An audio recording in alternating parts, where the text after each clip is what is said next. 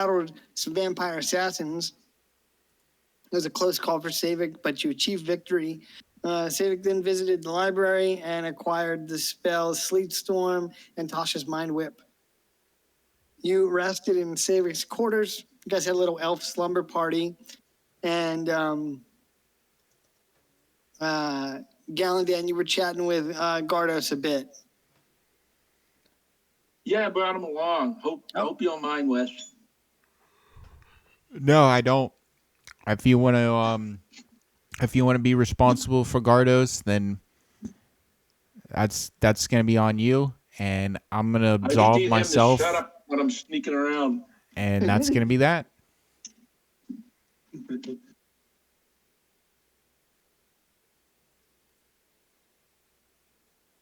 That's all I have to tell you about that. And that's the bottom line. Get up. Whoop, me. Damn it. I'm already stone cold sober right now. Have you had too much milk or beer? Milk and beer? Isn't that the picture that he used to crush beer on stage or drink milk or something? Stone Cold Steve Austin? I thought he would drink like a cold beer. Well, he'd drink like half of it because most of it ran down his shirt, but you know. I thought that was his thing. Yeah. I was never into wrestling. All right, so yeah, it's the next day.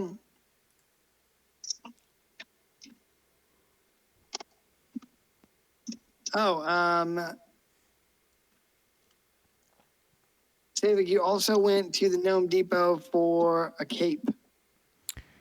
Yeah, or just to check prices for capes.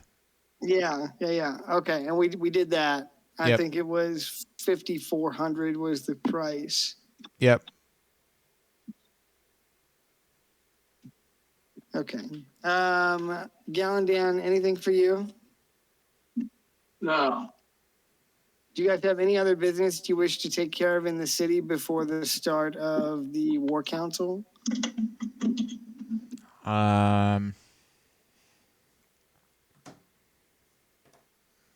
Let's see.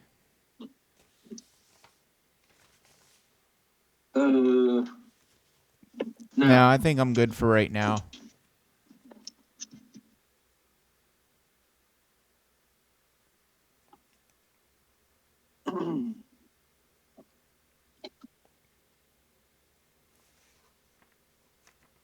Okay, well, in that case, do you want to skip ahead to the War Council?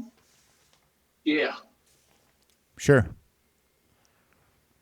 All right, give me a sec.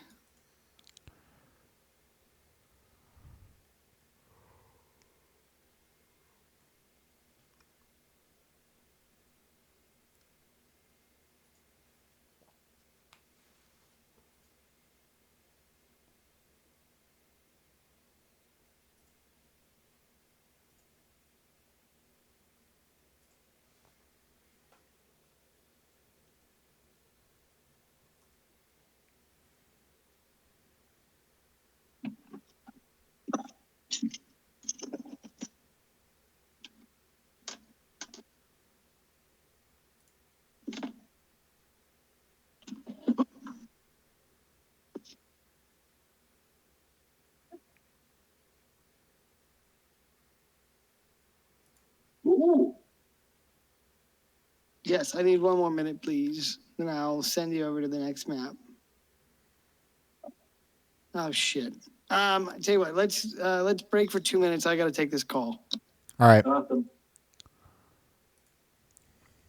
You think That way it's a surprise, y'all. No. No, you don't want me to do that? No, I just said y'all. I won't. Y'all. Or you guys are going to be in the bottom half of the map. I'm happy.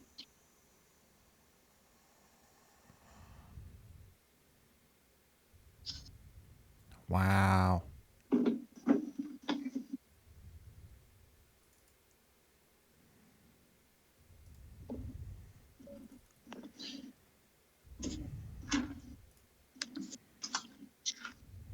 plumbing's a little bit like electronics.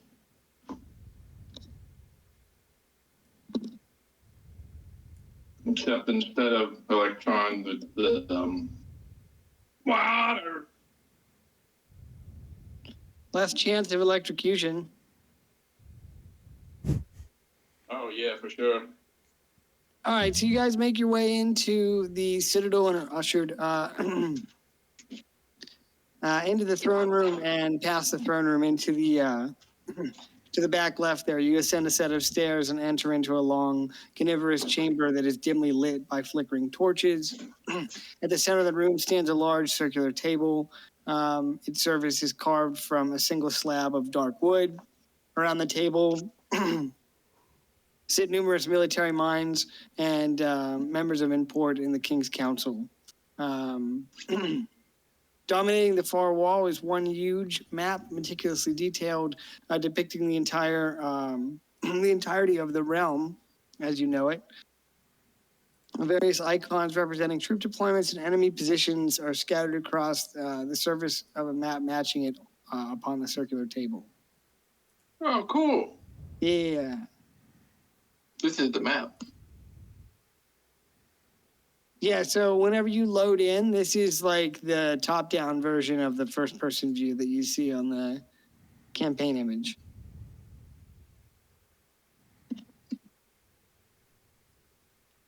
Where was I here?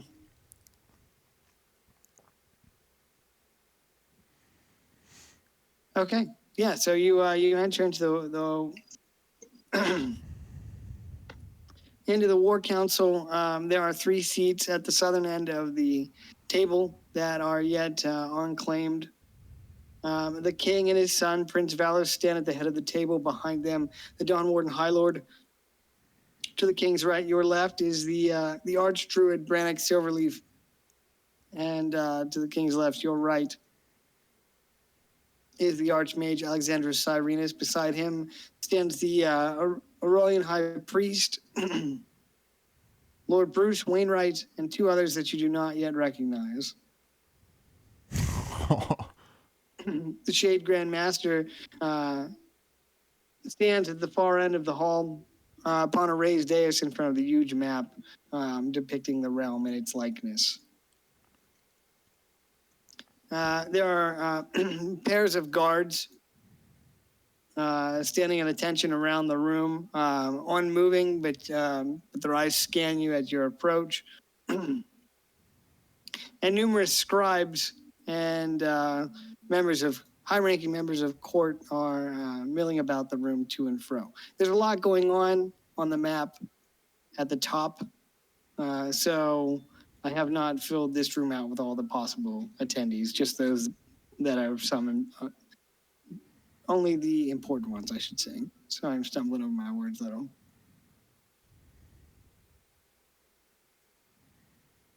Okay, so real quick. You have the Shade Grand Master. Yes, he's up top here. We have let me see here. Up top. He's on the dais behind everybody at the map on the wall. I just see the picture of the world map. Is that what I'm supposed to see? Scroll down. Scroll the whole way down. Oh, damn it. That's all right. Okay. Sorry, that was the only. It was either have it laid out like this, or you'd have to flip back and forth, or Yeah, this is better. This is good. Cool. Okay, so we have the Shade Grand Master. Yep, he's here, and then King Alatar and his son Prince Valos II are here. You see that? Prince. Prince Valos II. Okay. And then, I'm sorry, what's that? Oh yeah. I'm just doing a quick roll call for my notes. You're good. This is the Dawn Warden High Lord. That's right. Look, he's got a new portrait. That's cool. Yeah, thanks, man. AI did it. I can't claim it. You know. We got the Magey guy. Yeah, the Archmage is here. Archmage Alexandrus Cyrenus. Beside him is the Aurelian High Priest. He would be the High Priest of Ornax, would be his title. the Church of Ornax. Okay. And then Lord Bruce Wainwright is down here as well. And he also got a new picture. Okay. I think I got everybody for the most part. Okay. Yeah, and then the Archdruid is the only other person that is really of any note. Okay. And he's up here to the... And then 2 new people. Yeah, 2 new faces down here. Okay.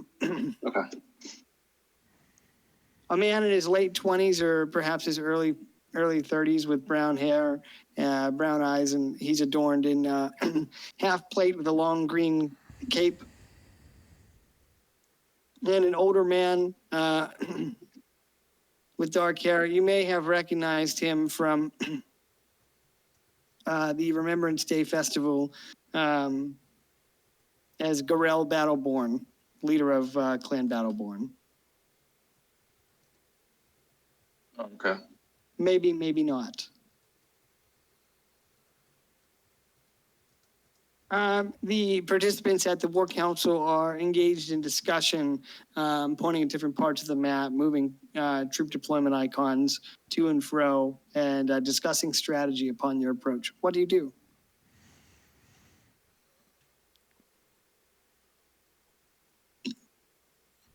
I walk in with my Giga Chad face.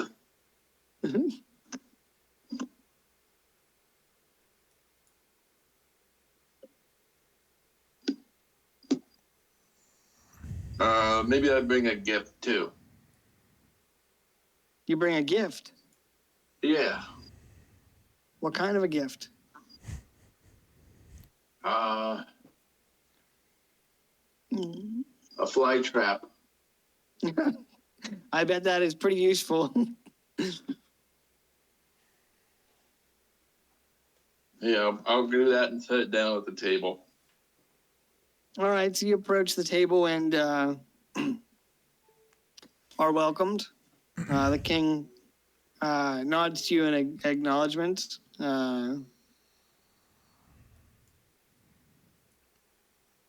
Good morrow, Gallandan Moonwhisper. Then he goes around the room and introduces you. This is, for those of you that don't know, this is Gallandan Moonwhisper of the Ashwood, and he and his companions were instrumental in recovering the weapon, which we will need for the next stage of the defense of the realm. I've specifically asked him to attend the War Council today and to join us. Lord Gallandan, may I introduce Garel Battleborn, leader of Clan Battleborn to the west.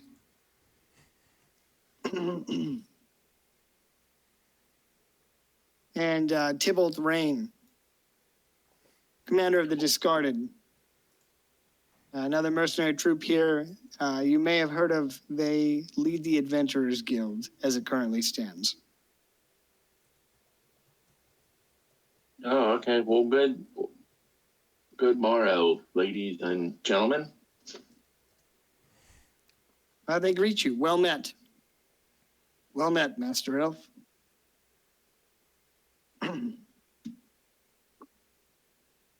Garel here will gives you sort of an appraising look, and he says, I believe I might have seen you at the tournament, Remembrance Day tournament, last month. You did not. Weren't you there with, he leans over a little bit closer to you, weren't you there with some prostitutes? Prostitutes? You mean fans? And he says, well, any lady can be a fan for a few coppers. He says, I might be mistaken. That, didn't I? What's that? I did pay them to come, didn't I? Yeah, you brought out the whole brothel. I forgot. Yeah, wouldn't you guys Did I pay them? Did you pay them? Yeah, I think you paid them the night before. You paid the madam. Yeah. He says, I only asked because my boys went for a good time and found that they were unaccommodating. Oh, well, I guess, once they get a look at me, it's hard for their eyes to go anywhere else. Well, he says, I only asked because my boys went for a good time and found that they were unaccommodating. Oh, well, I guess, once they get a look at me, it's hard for their eyes to go anywhere else. All right. Commander Battleborn gives you a grin and a chuckle, and he says, like I said, any lady's a fan for a few coppers. He says, no, I'm not going to say that. Weren't you the guy that missed the last shot of the archery tournament? Look, I had a, look, I had a friend with me, and he's no longer here, so I let him win for a good cause. My bow jammed. It was for a good cause. And if he was here, he could defend himself, I'm sure, but I look around, I don't see him. Yeah, good old Battleborn scans the room and he says, I don't see him either. So no harm in letting Yep, he's the little probably. guy win one from now and again.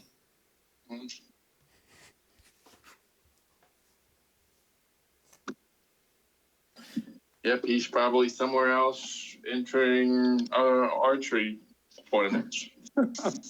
He's renowned throughout the realm as just shooting his crossbow. Savik, I'm sorry. No, go ahead. Savik, you approach the table and similarly are greeted by the king. And the Archmage rises to his feet at your approach and greets you. Good morrow.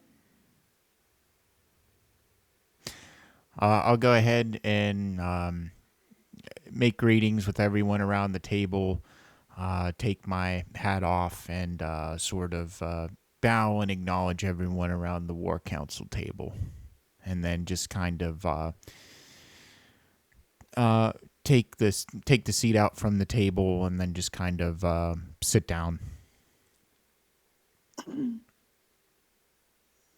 Your respectful greeting is noted and acknowledged by the others who either greet you with a nod or a good morrow as well. Once you're seated, the king will begin. He says, "My lords, I've summoned you here this morning to meet for this war council where we will discuss the next stages of the defense of the realm." He turns and looks at the Shade Grand Master, who begins to manipulate the tokens on the map up on the wall. And if you guys want to scroll up to the map up top.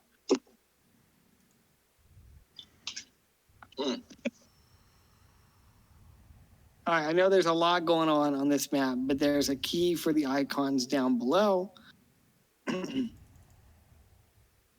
king taps the map to the east in Eastvale. He says, "My lords, we've heard that the lords of Eastvale are under siege. Nightstone Landing may have fallen to the enemy, but our scouts report that Landcarfen holds. The defiance of Landcarfen holds the enemy's attention, an entire Imperial army stuck in the east. They can't pass by the city without threatening their supply lines. As long as Landcarfen holds, that's here." Oh, wait. Oh, shit. Let me zoom out. You're good. I want to see if you're pinging, I want to see. Yeah, there you go. Thank you. Yeah, they're in Eastvale. Okay. So they have the twin cities of Nightstone Landing and Landcarfen out there in northern Eastvale.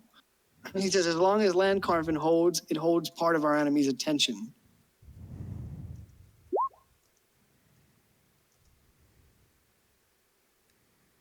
All right, I'm holding out there. The king traces his hand from Eastvale across the pass here, up into the northern sea and into Ashmark. "My lords, Ashmark has fallen in the east. The situation there is far more dire. We received confirmation that the Emperor has destroyed the city of Ashenport in a hail of fire and ash. Gods preserve us," the call goes out across the table. The king nods. "Indeed. The Archmage reports that the Emperor's staff is some sort of magical artifact. We've had no word on the fate of Lord Ash or what's become of the Ash-marked elves. We can assume that they have not acquiesced to the enemy's demands. We know that the elves are fearsome fighters." Indeed, they are. I like Might the even red say lion they're on the the best. Food lion.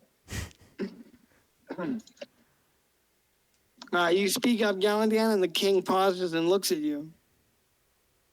What say you of your kin, Galandan? Well, I have not received word from Ash Mark, but I'm sure any of the dwarves from whatever the last battle was called, the battle at would speak very highly of the resourcefulness and swift action of the elves.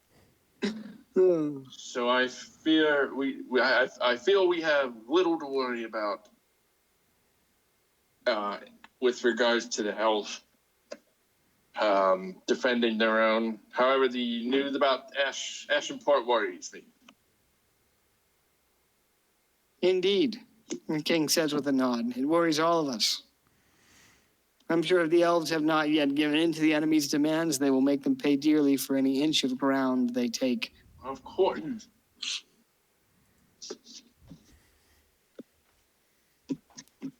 This news at Ashenport is troubling. We know that the enemy, the first 3 Imperial legions, are marching westward with plans to invade this kingdom.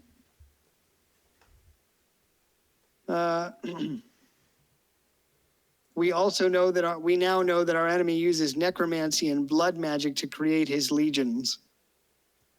The Archmage and I believe this is some sort of dark magic. It uses some sort of soul transference spell to bind life essence, effectively sparing the loss of their own men or their own people during their conquest by taking slaves for their armies. What's more, my lords, is that this emperor has unleashed a warforged construct upon the countryside. Unreal. We have no intelligence as to where it will go. Unreal. Shade intelligence suggests that their main force is moving through western Ashmark and will take the pass through the Ash Mountains to begin their invasion. This means that they'll need to utilize the Skull Gorge Bridge.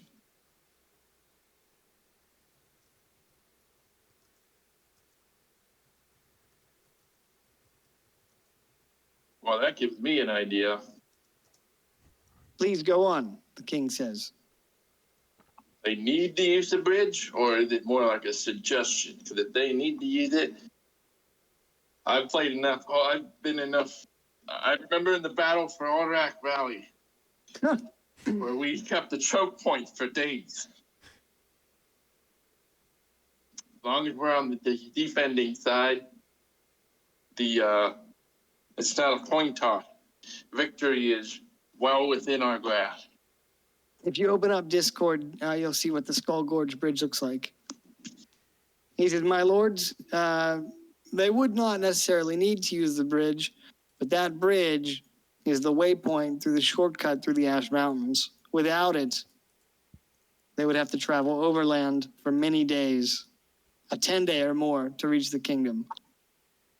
Could we beat them there from where their positions are? To the bridge? Yeah. Certainly.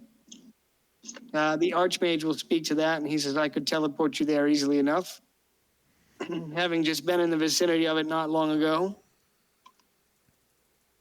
If we can secure the bridge, or even better, destroy it, we may yet have a chance of delaying the actions of the main army on their approach. An army that large would be cumbersome, slowed by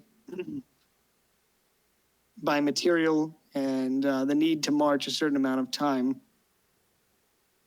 But they're mostly elves or warforged, so we can presume that they don't need to march very long throughout the day and night. Or they don't need to stop to rest, I should say. Excuse me. Would I be out of line if I were to make a suggestion? Are you asking out of character? Or? Yeah, no. Yeah, no. The whole reason you were invited was to make suggestions and stuff. We get to the bridge. We glyph the underside to explode. Should they prove to be too much, we can blow out the bridge, and we can retreat, blow out the bridge, and then stop their trek forward. But if we repel them, we don't need to resolve that. Is that something we can do? I think maybe we could have the arcane power to undertake such a thing.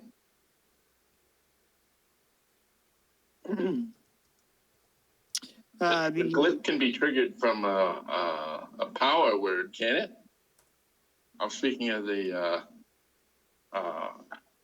like a novice. A novice in arcane. Although I am a bit of a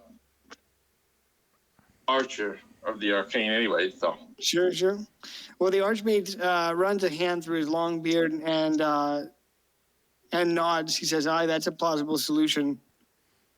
I could teleport you there and with enough time to destroy the bridge, thereby delaying the enemy's movements, forcing them to go around. It would grant us more time to prepare for their arrival." And then the Archmage looks at you, Savik. I would entrust you to prepare this spell yourself. Could you do this? Yes, it would be very much in the realm of possibilities to perform this duty. Excellent. The Archmage looks at the king and he says, "Your Majesty, we may be able to destroy the bridge, given enough time to prepare." The king nods in approval and demarks the map. In this case, we're going to demark it with a yellow X, but he puts a token there as a possible strategic point. Very good, Archmage.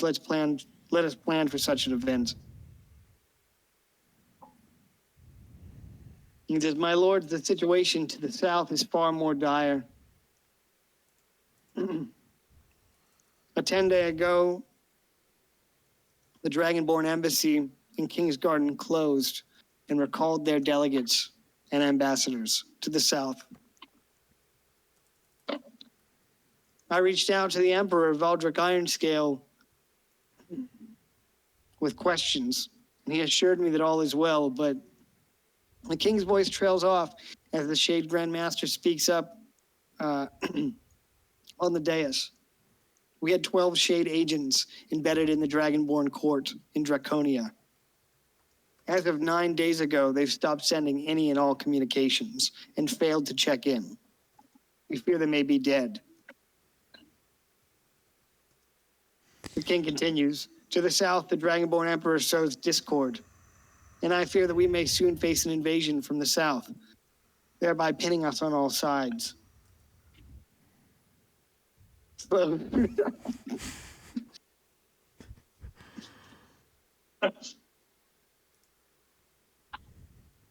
the king takes his he has like a stick he's using to point around the map here.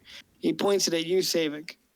He says, "Based on the enemy correspondence we've acquired from our agents in the field, this correspondence suggests that a separate force has landed in the south at a Dragonborn-held port, Rime Wharf, we believe it would be. Here." He points to the southwest, along the coast. This correspondence suggests that a separate force, led by some Commander Taliesin and his Hellraisers, have landed at Rime Wharf and will march across the sands to take the pass of Mahuglamal under the shadow of Ebonmal. Some of the members at the War Council express incredulity at this, at the thought of this long march across the sands. The king dismisses them with a wave. For an elven army that needs only rest 4 hours a day, they could make the march at nightfall without issue. If they are elves, King says. Behind the king, the Dawn Warden High Lord speaks. "They're planning to attack, sire. I know it. We should close the hot gates and reinforce the south immediately. King replies, our forces will be stretched thin if the kingdom is pressed on all sides. How goes recruitment of further mercenaries? Dawnward High Lord takes a step towards the table and removes his helmet. He looks around the lords of the table and he says, as you know, Lord, we've acquired the services of Clan Battleborn and the Discarded. Additionally, your agents here, he points at Galandan and Savik, you guys, have acquired the cooperation of the small dwarven kingdom, Clan Broken Iron, and the Anvil Breaker mercenary troop. The king looks to both of you for an update. What news from the dwarves?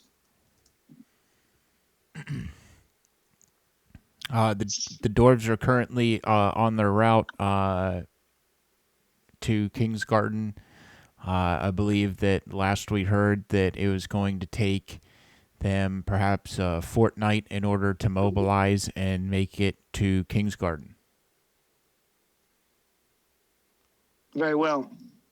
The king replies, the dwarves are stout fighters, the Archmage offers to the king, to which the king nods his assent. Aye. And we will be grateful for any help we can get.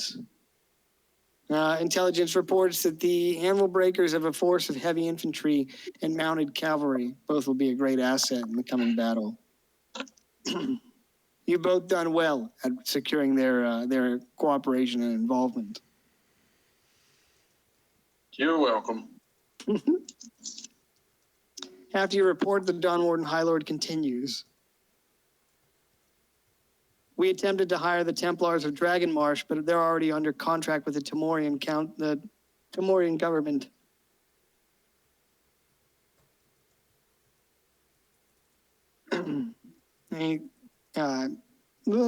Excuse me. He says he looks to the king and says, "I'll have more to report on the situation in Temoria in a moment."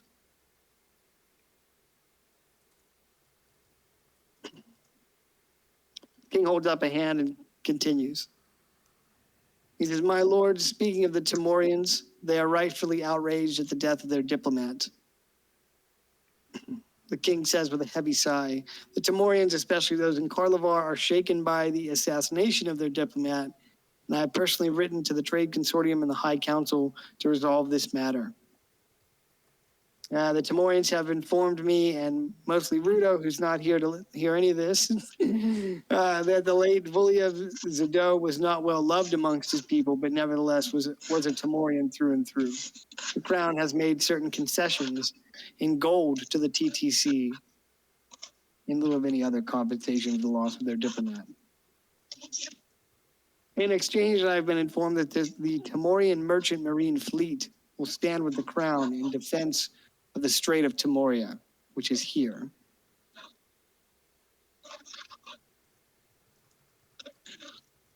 Our own ships, under the command of Admiral James Farnest, will move to reinforce their blockade here, hoping to force the enemy into a bottleneck. The situation overland is quite different. Temoria is vast. The council must decide where to defend against any imperial invasions. The Elf Way, or the Pass, seems logical, unless the Wood Elves there have already allied themselves with the Emperor. The Temorian Council has assured me that the Shimmering Isle is a place of high importance, and that they have moved a separate force to the northern coastline.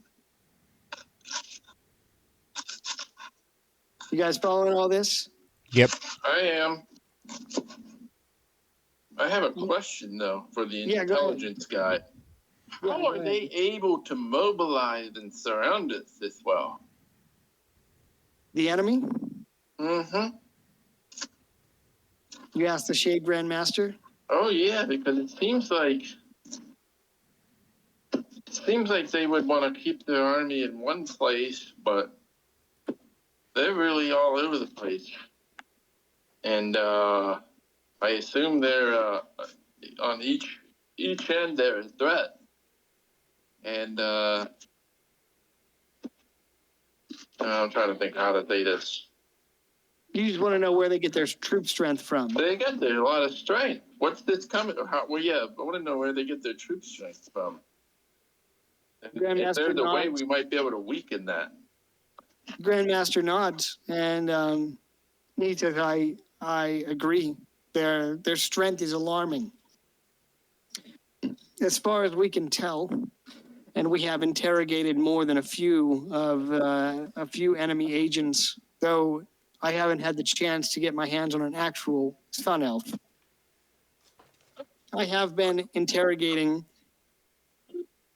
the Hobgoblin commander that you returned from, that you returned with on the airship. We've been interrogating him for the last day, and I've learned quite a bit. Hobgoblins are stubborn folk, and I find that when a tool is applied just the right way, tongue is easily parted with its words. From what the Hobgoblin explains, this Empire of Voldemar makes good use of its vassals first. They will invade and ally themselves with malcontents, the enemy of my enemy.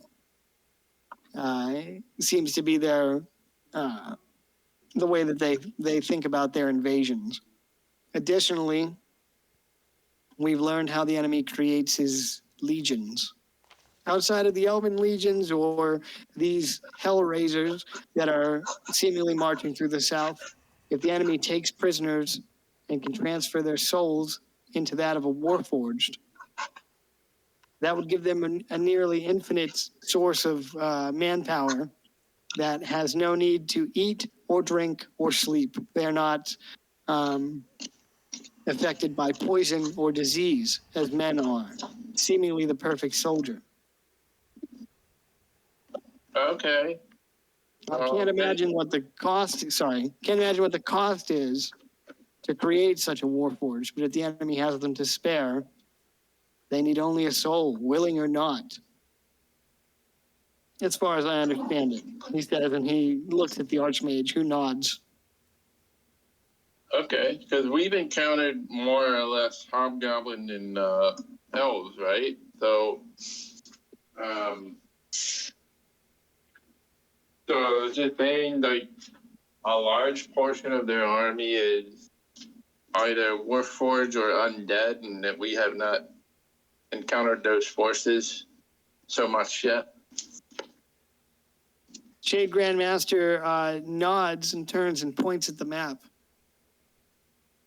He says, as best as I can tell, their army is vast. They have multiple elven legions and who knows what else. He says, I'm glad that you asked, though. Allow me to shed some light on the situation in the Westerlands, if I may, Your Grace. Which the king acquiesces. Please continue, Grandmaster. Enemy correspondence that was seized in the borderlands and turned over to the crown indicates that there are enemy raiders that will be landing in the Westerlands. Which Okay. you guys know where that is. That's here, right?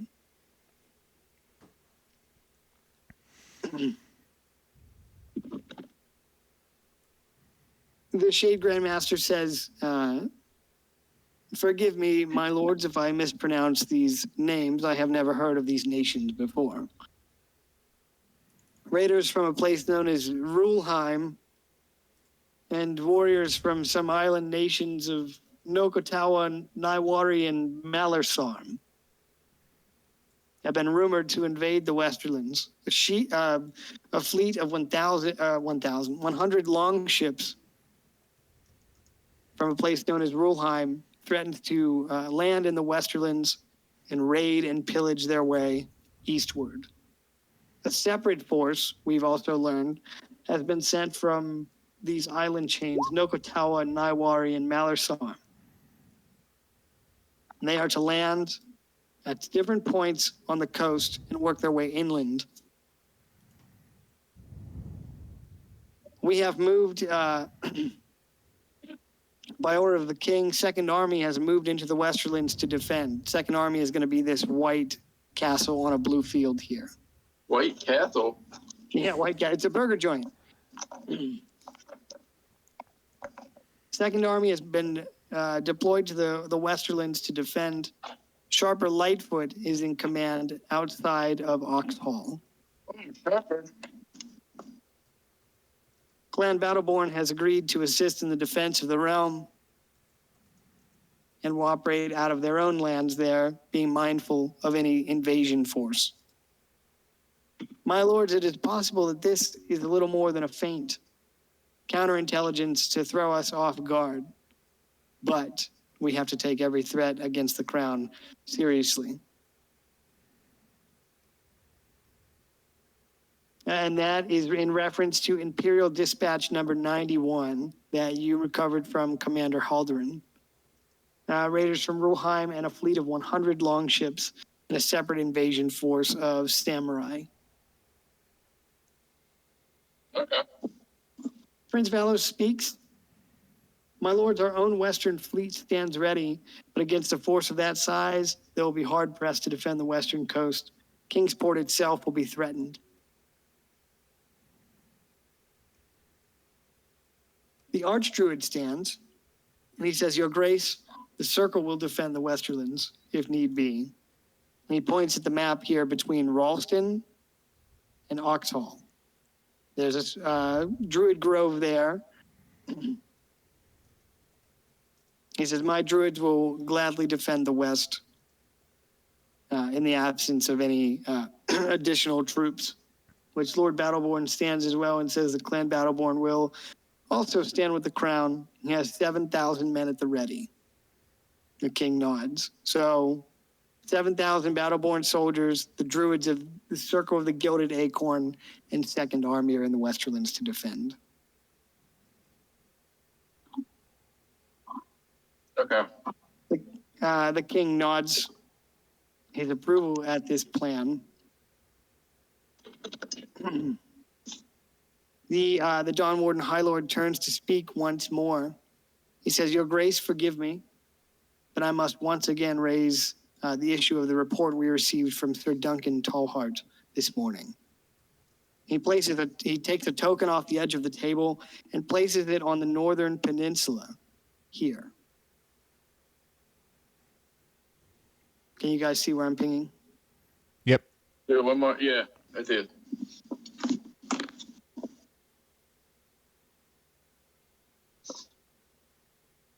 So the Dawn Warden High Lord, says, Your Grace, forgive me, but I must once again raise the issue of the reports of vampires roaming the mountains north of the port of Andor. I interject. Vampires aren't real. Now you draw a few strange looks from around the table as the high priest of the Church of Ornac speaks. He says, Begging your pardon, young master, they are indeed real. Oh, okay. Dawn Warden High Lord looks around the table at all of you and he says, My lords, just this morning I received correspondence from Lord Commander Duncan Tallheart, commander of the port city of Andor. He reports that a great cabal of a vampire lord and his host have been sighted in the mountains to the north, drawing all manner of evil to him. We've had reports of werewolves, giant bats, great spiders, and terrible night creatures, terrible as the hells themselves, roaming unchecked across the mountains and ranging into the south. Are they ready? Are they ready for a real mind fuck? You mean the council? Yeah. I guess. Now I'm going to say we were just attacked by vampires last night.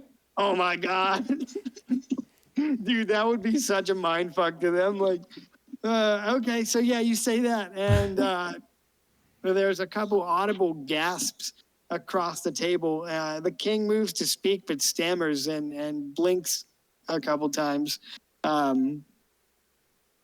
The Dawn Warden High Lord, though, turns his attention to you, and he says you were attacked within the city by vampires.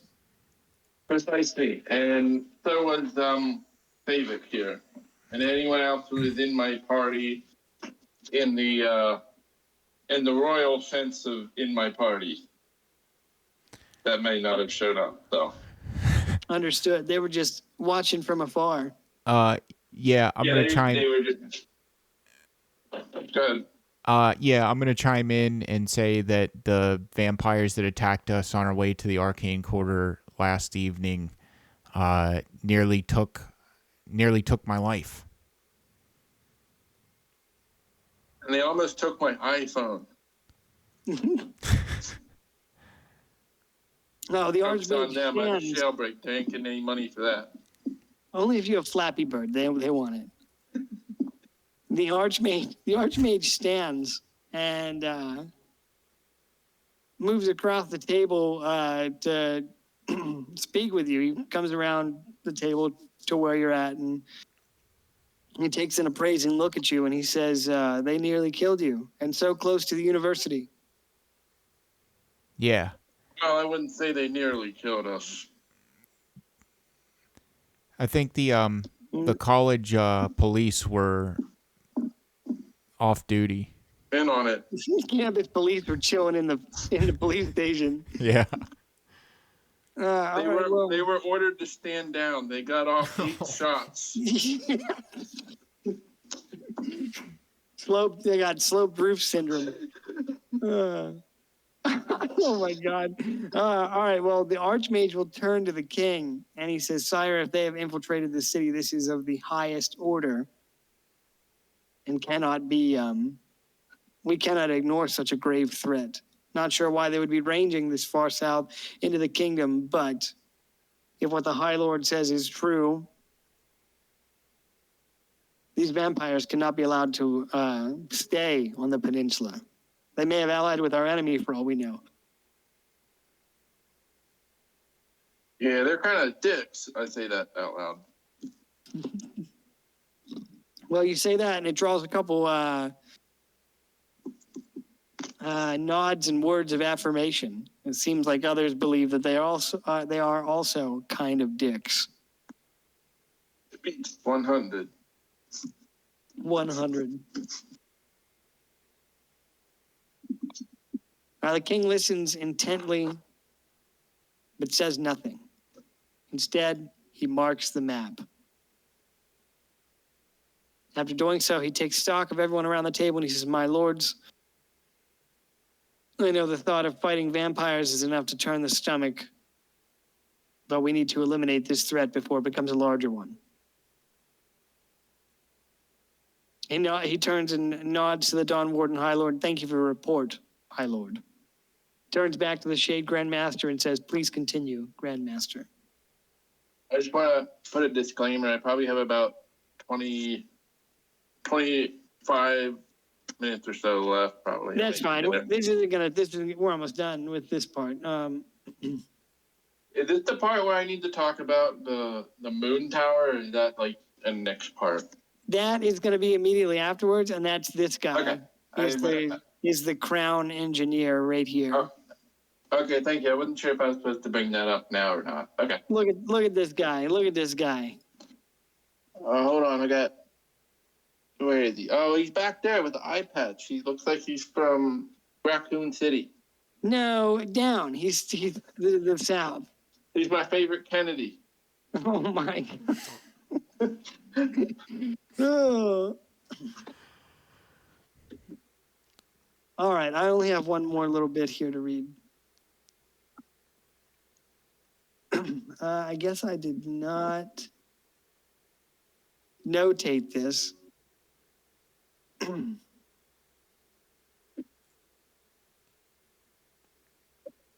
Okay, so anything that is the castle that is yellow on a field of blue, that is the First Army. First Army Group has been stationed around the Crownlands as a quick response force.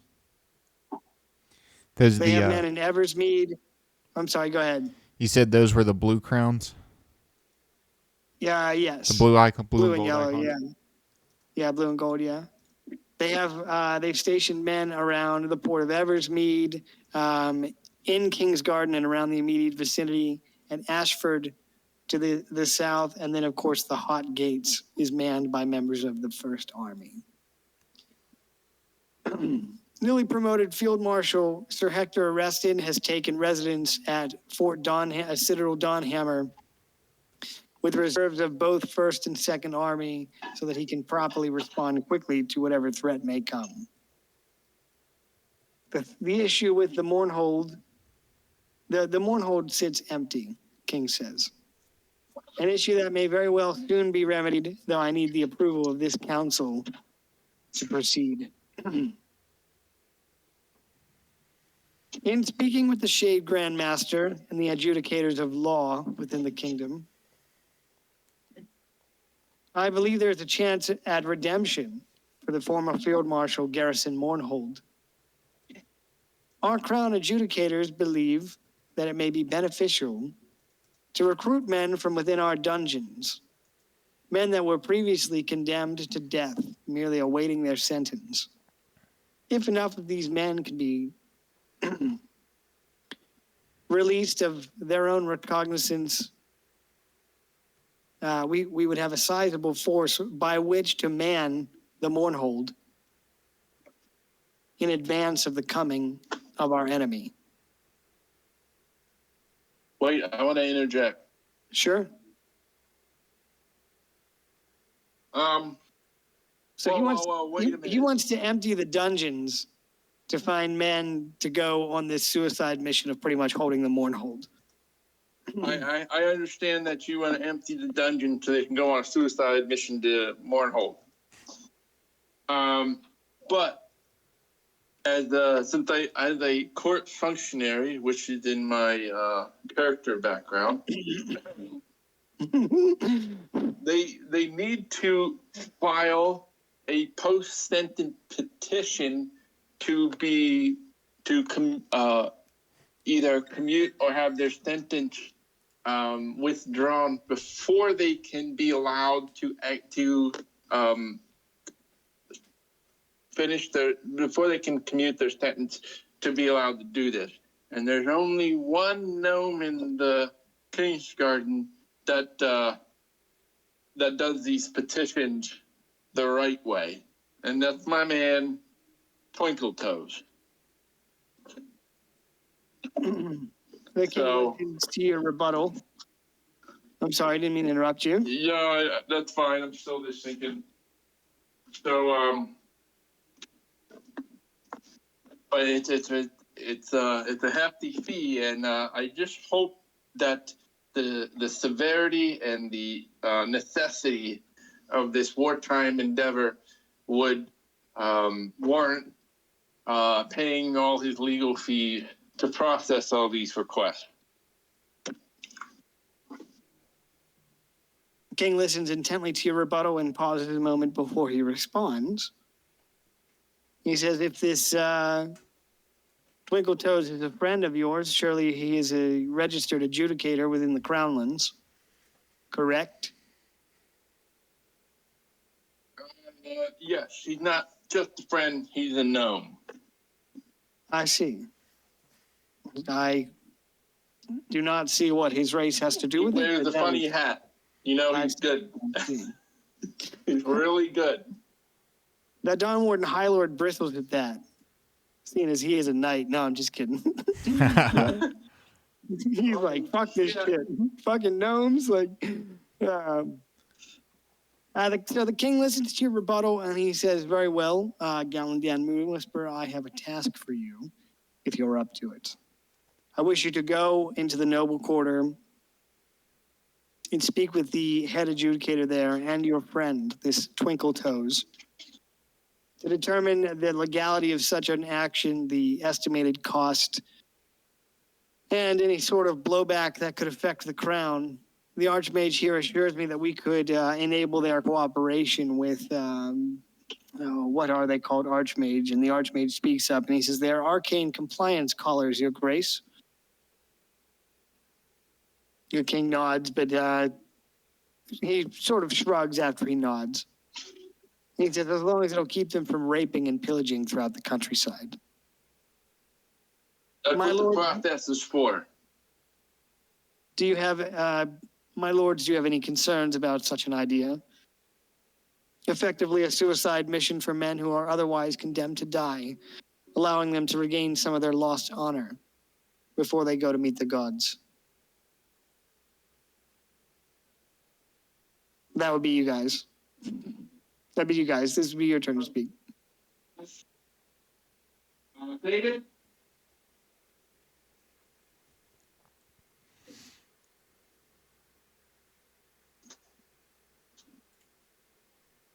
All right. Well, I'll say, since you guys don't have much to say about it, I'll say a couple of the other members of the table will speak. Lord Bruce Wainwright seems very much against the idea. He says, Your Grace, to release such men upon the countryside, oaths or otherwise, is a risk. Think of all the hours spent catching these men, the costs of their trials and associated adjudicators' fees to the crown, and then to release them and hope that they will act honorably is a gamble. The king nods. He says, aye, but we need men and material, Lord Wainwright. These men would be sentenced to death otherwise. Let them go and give their lives for the good of the realm.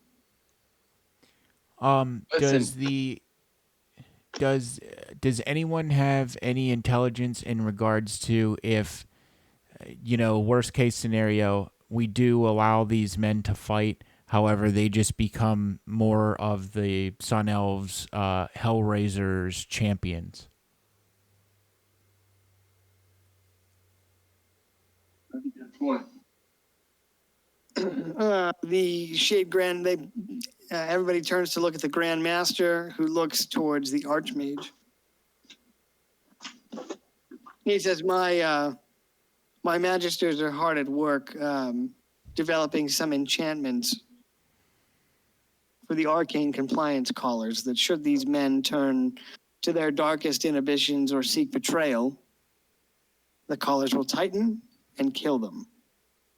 It is a gruesome business, I know, but we need some fail-safes to ensure their compliance, should they mean to turn against the crown. And Though I'm not sure such a thing could be done. We're working on it. yeah, is there still a risk that they could be turned into the Warforged as well, or does the callers also have a failsafe for that as well? The Archmage strokes his beard and is lost in thought for a moment. He says, truth be told, I had not considered that as a possibility. To your first question, as far as I know, any creature with a soul could be bound to the Warforge if the incantation is right. So that runs a risk. We may delay our enemy, but he may in turn just end up using our enemy's life force against us. I suppose we could develop a failsafe in the callers that if these men are captured, it kills them as well. The Archmage wraps the end of his staff on the floor, still sort of lost in thought, and he looks up at you, Savik, and he says, he looks up at you and then to the king. He says, Your Grace, we will address these issues prior to the potential deployment of these oath breakers. And he tells you that he's going to need your help in developing these compliance callers to ensure that they work as they're intended to. All right, I'll be glad to offer up any services that I can to help with that. I'd be glad for it, the Archmage says. March Mage. The Larchmage. All right, so we spoke on First Army. So there's a possible threat to the Hot Gates. If the Dragonborn march in force from Draconia, they would threaten the Hot Gates. Didn't say Dragon Force? I said if the Dragonborn would march in force, I believe. I think that's what I said. I heard Dragon Force. I might have said that. Through the fire and the flames, bitch. The hot gate. Dragon Yeah, the hot Force. gate. Yeah, you know.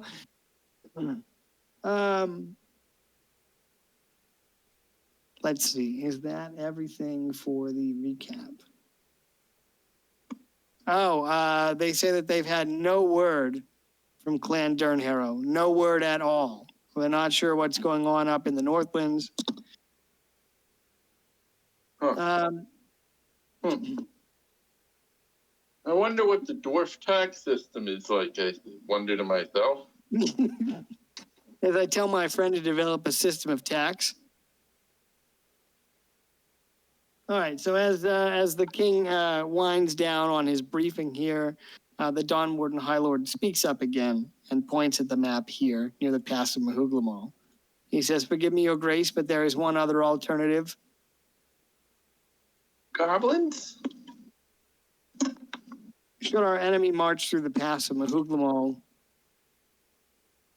we could move to defend the pass and blockade it. A few columns of men standing shoulder to shoulder could easily repel the enemy or at least delay them for days at a time. And there is also the possibility to blockade the pass by destroying it. I would weep for the people that live there. But if we face the invasion of 3 additional legions through our back door, giddy, or giggity, whatever he says, that's a threat that we would need to take seriously. I'm sure the Tamorians would share your concern, Lord. And the king nods and says, "Very well, High Lord," and marks the map.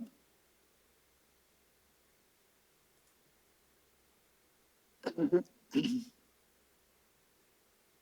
looks up at the Archmage and says, "Archmage, please." Archmage, please. Archmage, please.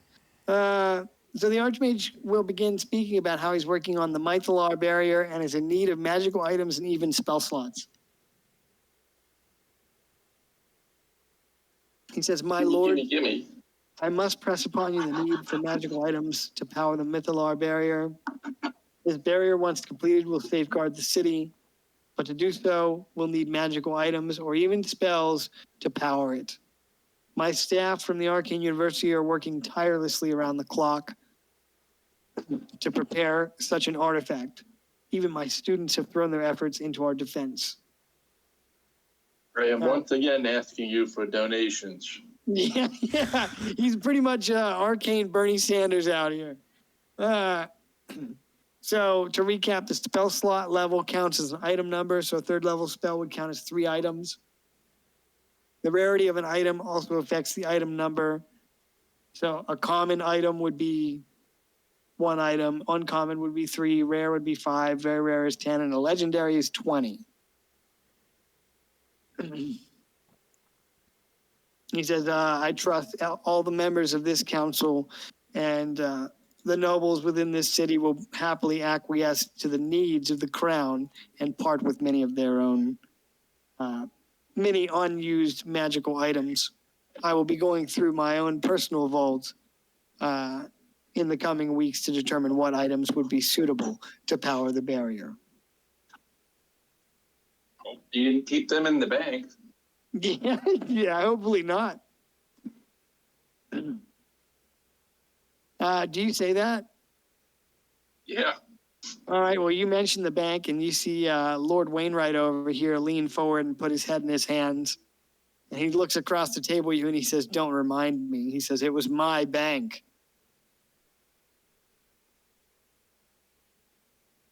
You need to step up to cybersecurity.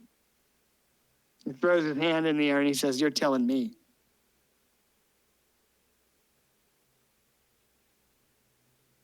And he'll ask you for suggestions on that, but just wait. The other 2 issues that the king raises are that the arcane canon must be finished, and that the plan, as of yet, is to resurrect Cedric Viprin through the order of the king's hospitalers. King looks at the high priest, and he says, "I will task you with that, high priest."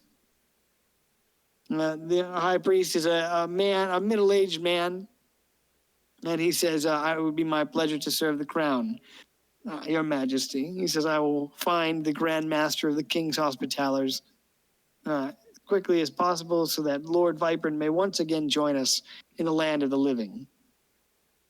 Although we do need a piece of him," the high priest says, and he turns and looks at you, Savik and Galandan. "I hate to ask, but dare I say, did you recover any parts of Lord Vipern?"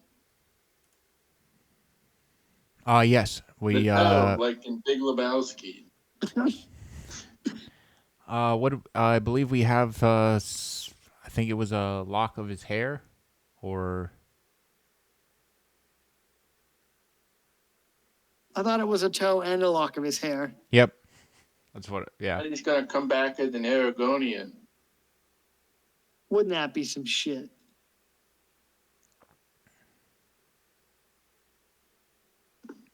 All right, well, then the high priest will nod his assent and say, "Very well. It should be a small matter of casting the spell, and presuming he wants to return to the land of the living, we could have him resurrected by this very afternoon, Your Grace." Which the king nods his assent. Just as long as he wasn't Islam. Yo. Careful, careful. Well, it's gonna be kind of hard to resurrect people. Yeah, that's true. Okay, so the other two things are, and I'm going to just surmise this, the king will speak on the need for additional troops. He's grateful for the assistance of the discarded Clan Broken Iron and the Anvil Breakers in Sounds the like a band name. defense of the It name. sounds like a band name, like What, Clan the- Broken Iron and the Anvil Anvil Breakers. Breakers? Yeah. Anvil Breakers. Dude, are we listening to some dwarf Dwarf like, metal. Yeah, dwarf metal. Some Like dwarf that, like Dungeons and Windrose metal? or whatever. Remember that band Windrose? They do that dwarf rock.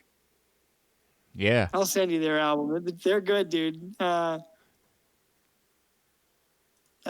at the table raises the call for conscriptions, but the king holds up his hand. "Men forced to fight make poor soldiers, but spears are easily enough to use. Instead, we will offer incentives to drive recruitment.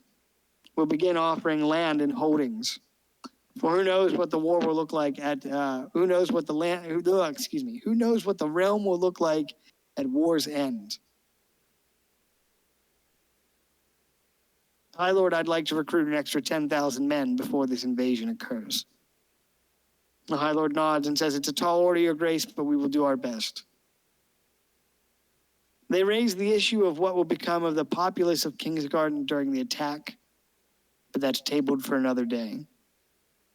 And then they speak on the need for upgrades for the airship.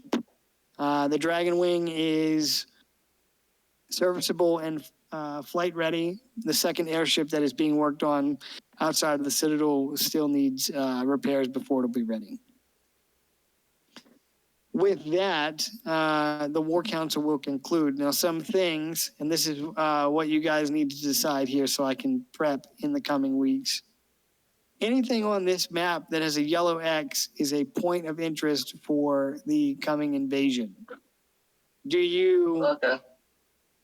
go back into the Ash Mountains and take care of the Skull Gorge Bridge in advance of the Voldemari 1st, 2nd, and 3rd Legions? Do you head out into the Westerlands to the Northern Peninsula to defeat the vampires there? Will you move into the heart of the valley with Sharper Lightfoot and defend against the invasion of Kingsport?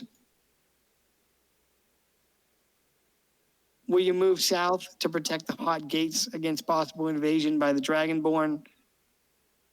Or do you move to protect the Pass of Mahuglamal against Taliesin and the invasion of his Hellraisers? So those are things you got to consider and let me know so that I know exactly what to prep for. You don't have to do any of that. But like I said, this campaign uses a series of victory points. To earn victory points would be to achieve some of these actions. Okay. Does that make sense? I know it's a very long-winded, but it's like a recap update. Okay, yeah. Do you guys have any questions? No, but at the end of the meeting, I just look around at everybody and I just say, as an elf, every single one of these problems is the result of government being way too big.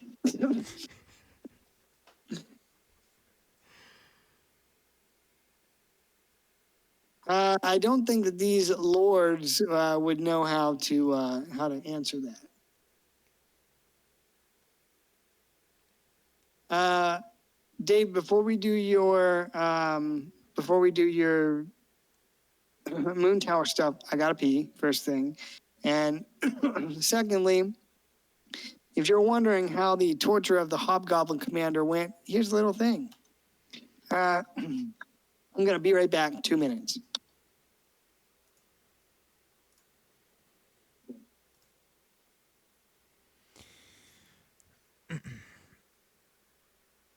Oh shit! Yeah. Sorry about that. I couldn't wait to pee anymore. Like, No, it was no an worries, emergency. All right. Well, do you have any questions about the War Council or anything that was discussed? No, it looks like I have some immediate things to take care of in Kingsgarden, though. But other than that, it looks like we gotta, basically step on it to figure out, where we're gonna, which front we want to fight on first, and so on and so forth. So got a lot of decisions we got to make pretty quickly. Yeah, so this is gonna be like the delaying actions part of this invasion, where you gotta go around to these different objectives and either find a way to delay the enemy or harry them wherever you can. I'm sorry, I know it was really long-winded, but I couldn't really think of a better way other than to just tell you guys. So. Oh, no worries. I thought it was really interesting that we're like now being thrusted into this like massive war that we have to really watch, or else we're going to end up getting completely flanked on all sides. Yeah. I had a quote in here somewhere from the king that was like, where is it? It was like, we're beset on all sides by forces too terrible for us to truly comprehend. Like, at the learning of how the emperor creates most of the soldiers in his army are either cannon fodder, his vassals, or these warforged that are literally created by ripping the soul out of an unwilling participant and forcing them to fight in his army, thereby saving most of his elven legions for the true test, so. Yeah.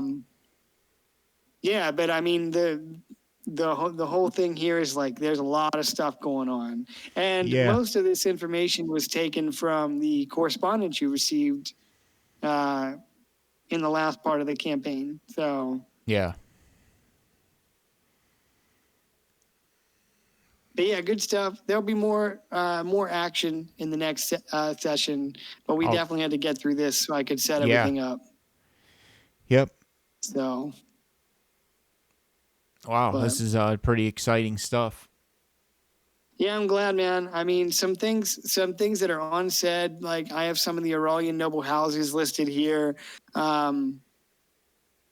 This wasn't covered in the War Council, but obviously, like, they're going to mobilize whatever troops they have in defense of the realm. So I have them scattered around the battle map here at different places. We got Food Lion out in the west. The Crownland Outriders, they're deployed in 2 spots here. And then we have, in the city, we have elements of First Army, the Battle Mages, King's Hospitalers, and a couple others. So, yeah, it's going to be, it's shaping up to be like a continent-wide conflict, Yeah. So, and you also got to think, like, all this, the Empire of Vodmar was conquering southern Telluria over the last, like, 30-ish years. So that's a long time to have, like, troop build up and all that, too. So Yeah, I definitely considered that too. Like, well, how would they possibly have so many troops? Well, it's easy whenever you can just rip the souls out of, you don't have to feed Yeah, or you don't house have to prisoners. plan You for can any just, of that stuff. yeah, you can just reuse and recycle, like, Yeah. so, but yeah, man, I hope it was a fun time, even though it was very long winded and all that. But like I said, we pretty much had to get through this one session to set everything up for the next stage. So Yeah, man. I was like, got a lot to think about in terms of, where we want to start, for sure. and go from there. Yeah. For sure. All right, man. Well, I appreciate you coming, and I look forward to further discussion over a couple beers on Friday. Yeah, sounds good, man. All right, brother. All right, man. Later, Petey. Peace. Bye.